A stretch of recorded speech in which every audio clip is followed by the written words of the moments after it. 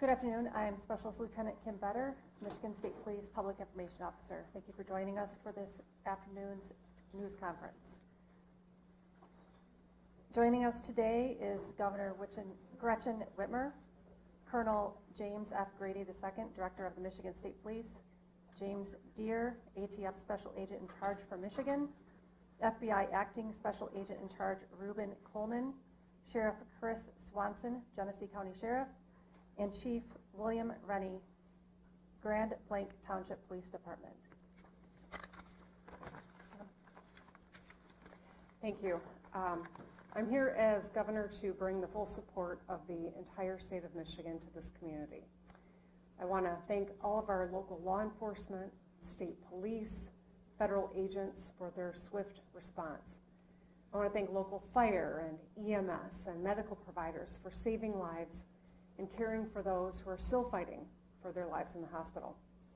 And thank the incredible Department of Natural Resources Conservation Officer and the local Grand Blanc officer for their brave actions to take down the shooter and their quick response. I think we can see the best of public service in all of these individuals. As I said, I'm here as the governor, but I'm also here as a fellow Michigander whose heart is breaking by another mass shooting in a place that is supposed to be defined by togetherness, in a close-knit community here in Grand Blanc. As a state, we know the pain of this too well. We've seen gun violence in our schools, stores, parades, festivals, and our houses of worship. These are places that we go to feel connected, to feel safe, to be together.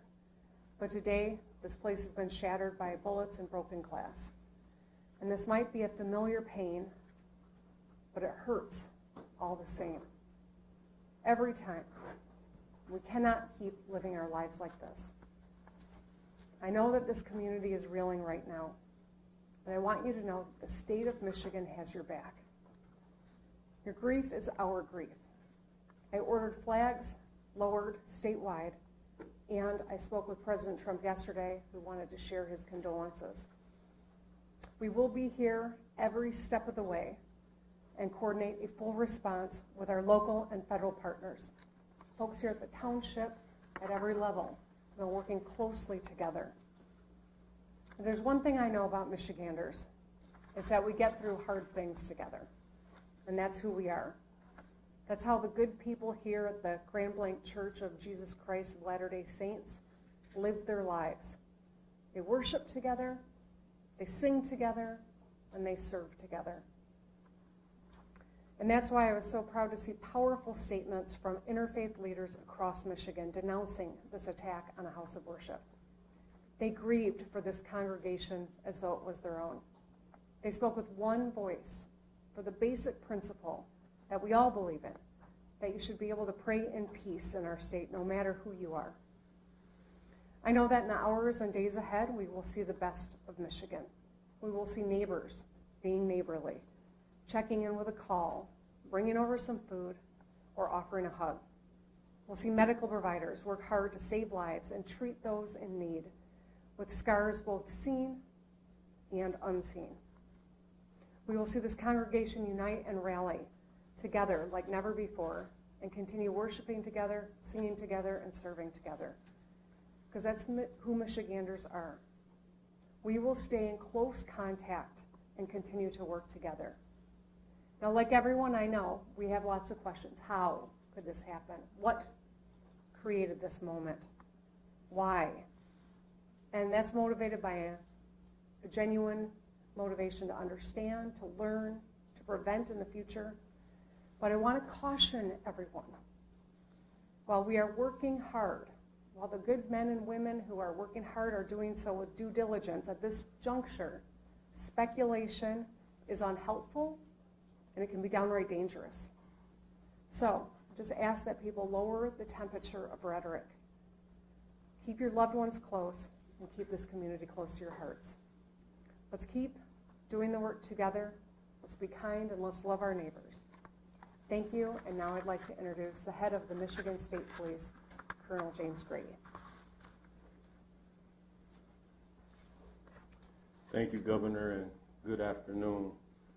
Now, this community has been greatly impacted by yesterday's events. We are offering our deepest condolences to those affected by this tragedy.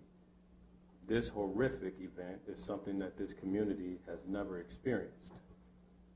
It is important at this time that we come together to support one another in this time of grief. We stand ready and willing to assist both our local and federal partners with any additional needs as this investigation continues. The Michigan State Police immediately responded alongside our public safety partners to secure the scene, provide support to our neighbors, with our emergency support team serving search warrants, a bomb squad and K-9 team sweeping numerous locations for evidence and explosives. Additionally, our forensic science laboratories and our special investigation section continue to investigate the officer-involved shooting and work alongside our federal and local partners. I'd like to take a moment for everybody to remember that last year we put together an initiative called Stop the Plot. While we are committed to keeping our community safe, we also need your help. Again, it takes everybody. 53% of mass attacks leave a trail of clues leading up to them. And 2/3 of mass attackers elicited behavior that caused concerns. So we are asking our communities to stay vigilant, and if you see something suspicious, please contact local law enforcement or 911 immediately. We will keep the family in our prayers here at MSP as they continue to cover and we work together. Thank you for your time. Next up, we will have from the AT. Thank you. We will have ATS Special Agent in Charge for Michigan, James Deere. Good afternoon. My name is Jim Deere with ATF. I'm the Special Agent in Charge for ATF Michigan. On behalf of the men and women of ATF, I offer my deepest sympathy and condolences to this community and to the families affected by this tragedy, this horrific act of violence. There is no place in our society for this. There's absolutely no place. But it's become all too common, and as we know, we have become more and more desensitized. This community is hurting, and we are here to help them heal. As part of that healing process, ATF has brought in their national response team. This is a cadre of world-renowned investigators for arson and explosive incidents. They have been used all over the world, and they come from places as far as California, Hawaii, and they're here in Michigan now. They arrived last night, they've briefed, they're examining the scene, and that is what they're doing at this point. From ATF's perspective, I would encourage the community not to travel by the church. Those roads have been blocked off and access is controlled. While that might be a little disheveling for folks, we need that scene security for our investigators as they dig out this scene. So with that in mind, that's our ask for the community. We are also looking at improvised explosive devices that were recovered during this investigation and looking towards that end as well. I need to introduce the acting Special Agent in Charge for the FBI of Detroit, Michigan, Ruben Coleman.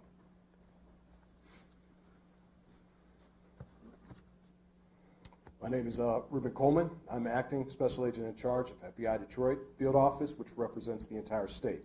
At this time, we wanted to provide an update on our investigative efforts regarding yesterday's tragic shooting at the Church of Jesus Christ of Latter-day Saints in Grand Blanc, Michigan. First, I want to express my gratitude for all the cross-agency collaboration between our federal, state, and local partners. Their support has been outstanding and critical to this investigation. We are in lockstep with our partners as we continue to work through this. As I mentioned yesterday, the FBI is investigating this as an act of targeted violence, and we are continuing to work to determine a motive. In the past 24 hours, our investigative squads and specialty teams have been out all night, exhausting leads, some of which have been coming in from the public via tips. Our special agents, victim specialists, child advocate forensic interviewers, and local partners have interviewed over 100 victims and witnesses to date and are continuing to interview individuals as we speak. Our Evidence Response Team, or ERT, which is a specialized team of special agents, intelligence analysts, and professional staff, are trained to process crime scenes and collect evidence. They were out all night and continue processing the scene as we speak. Our field office has stood up national equities for support. We are engaging with our Behavioral Analyst Unit, or BAU, and have received support from our Quantico Labs Division to analyze evidence collected to date. We received assistance from our FBI field offices across the country to support this case and follow down leads. While our focus is on this investigation, we want to continue to keep the victims and their families in our thoughts as they navigate through this incredibly difficult time. Please continue to reach out to the FBI via 1-800-CALL-FBI or submit tips at tips.fbi.gov. Thank you. Chief?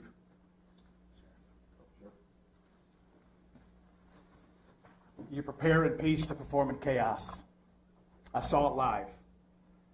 I saw what you trained for, what you planned for, and then reality hit yesterday morning on a bright sunny day when people went to worship. But what I also saw is every level of government law enforcement work together for the good of the people. What I witnessed was people putting their lives at risk that had 2 months on the job as an EMT, or brand new firefighters, veteran firefighters, and law enforcement, just to bring a sense of stability to a scene that was chaotic and dynamic. As the sheriff of this county, I see the great people every day. But I want this community to know that those ranks in those agencies that were mentioned before me, we worked together. We worked in concert, and we did the job. And there's more to do. I will tell you, the sheriff's office dedicated every county sheriff medic that we had available, patrol, investigators. We did interviews, emergency management, whatever the task was needed. The sheriff's office worked with everybody that you heard and many that you don't know to bring justice and also order to this scene. But I will tell you, the days are continuing. We have 31 marked cars on as we speak, making sure schools that are in session, in churches that are planning Bible studies, regardless of faith-based, that they will be protected. Anybody who calls in, we will be there like other law enforcement to settle the community and bring a sense of calmness to people. There is an uncertainty, but law enforcement, especially the sheriff's office, will bring that to you. I will tell you that there are noble heroes who do not wear a uniform that went to that church yesterday. You're going to hear their stories as we lay out this case with law enforcement, but I will tell you this, those heroes from that church did their job. And it was led because of a police department. So law enforcement from this township is led by a chief who demonstrated leadership right out of the gate. And my honor is to announce him as the final speaker, Chief Rennie of Grand Blanc Township. Thank you, Sheriff. Evil. This was an evil act of violence. That's exactly what this was. And this is not Grand Blanc. This does not define Grand Blanc and who we are. We are a community, and I am confident that together we're going to build a stronger community due to this incident. Now, an update. This left 5 people dead, 8 people injured. As I said, this is an evil act and does not define Grand Blanc or who we are. At this time, what we know is everyone has been accounted for. We still are in the process of clearing out that church, but at this time, everyone is accounted for. We ask that you stay away from the scene. Let us work to clear this call so then we can get back to normal. That's what we all want. Grand Blanc Township police officers, the community of Grand Blanc Township, we're hurting. And we know that you are hurting as well with us. I want to remind you that we had the Family Assistance Center open. They will be open Monday and Tuesday at the Genesis Athletic Club from 8 a.m. to 8 p.m. That address is 801 Health Park Boulevard Grand Blanc, Michigan 48439. Seek service, let's come back together and be stronger together and better. I'll open it up at this time for any questions. Sir. I have a question. When it comes to the act of violence, can you define why it's considered an act of violence and not something more serious like terrorism? I will let Agent Coleman speak to that particular question. Yes, as of right now, we are calling it an act of violence as this is an investigation that is continuing. We are continuing to receive leads. We're continuing to run down all information.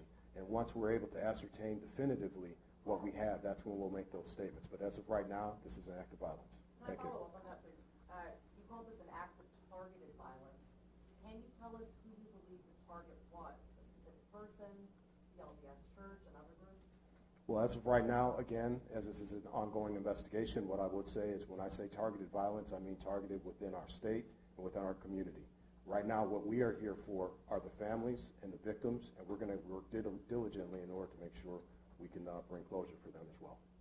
Speaking about the motive, there was some chatter that the suspect's ex-girlfriend was a Mormon or something of that nature, chatter online about that. Is that something that you can speak to, or any possible motive? That is something I cannot speak to at this point in time. We heard that someone was arrested after driving through the barricade near the church. Can you share any information on that, why they were arrested, maybe what their intentions were? Yes, Chief? Yes, I could speak on that. Yes, there was an incident out there. We are still in the process of investigating that incident, whether or not it's related or not. I could tell you that we do have a 21-year-old person in custody for that incident right now. Does the suspect have any prior criminal history or known contact with law enforcement? Are you talking about the suspect from yesterday or today? The suspect from yesterday. The suspect from yesterday has been arrested by law enforcement in the past. And the 5 dead, does that include the suspect or is that another? The 5 dead includes the suspect. Can you give any details on what those prior arrests were? Burglary and OWI. That I can't give you 100%. Chief, what do we know? Terry. So I just wanted to clarify, no one think that you searched the church and We have not completed search in the church, but as we know, everyone has been accounted for. That's going to be all the questions that we answered today. If you this is our last press conference. If there's other pertinent information that develops, we will let you guys all know and post that on our social media account, Grand Blanc Township Police Department Facebook page. Thank you.